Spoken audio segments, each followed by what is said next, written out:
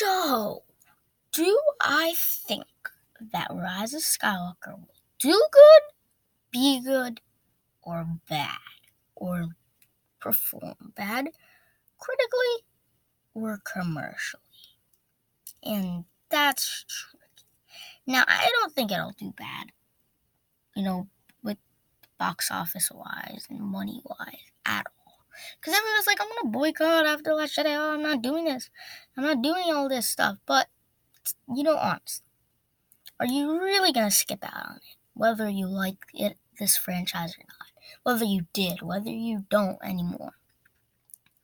I mean, I think a lot of people will just give it a shot just to see how it is. See if it's that bad. See if it's gonna be good.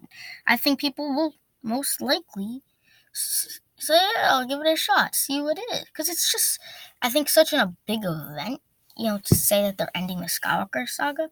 And I mean, I know that they're never going to stop, as far as right now, they're never going to stop making Star Wars content because there's so many things they could do with it beyond just the Skywalker saga. But it is such a big event in just ending this trilogy, ending this set of stories, set of films.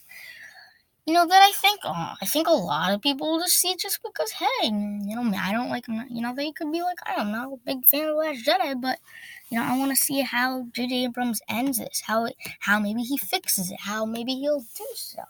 Because you could be a non-fan of the Last Jedi, but be a fan of, Force Awakens and now want to see Rise of Skywalker. So I don't know, because I think, in my opinion, I don't think any of the changes that are in Last Jedi aren't that bad to say that it ruins Star Wars. I think that's not at that level at all for me. But I think as far as I don't know, I don't think the Rise of Skywalker can make every fan satisfied. I think Star Wars is such a hard fandom to please, especially because the bar is set so high with the original trilogy, and then like every film they think is like gonna be on that level. Their expectations are on that level, so when it doesn't deliver, they have to criticize it. And so I think there's no way it's really gonna be on that level, I don't think. And so with that being said, you kind of start to understand is like, I don't really know what, I don't think it's gonna please everybody, but the goal is to get it on that level, to get almost like they said with Terminator. The goal wasn't to be better than T2; it's to get a worthy sequel to it, and that's the same thing that I think I really enjoyed Force Awakens in that similar light. I think it was a worthy follow-up to the original trilogy. And I think, honestly, in many ways, Last Jedi sort of was. And so I think I've been really happy with, this kind of sequel too. But I know a lot of people aren't. But at the same time, if you're a genuine Star Wars fan, you know it in your heart. Whether you're not a fan of Last Jedi or not, you know you're going to see the Rise of Skywalker.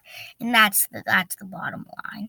And then at the same time, I think as long as it's a worthy sequel to Return of the Jedi, to the original trilogy, then I think you should be happy.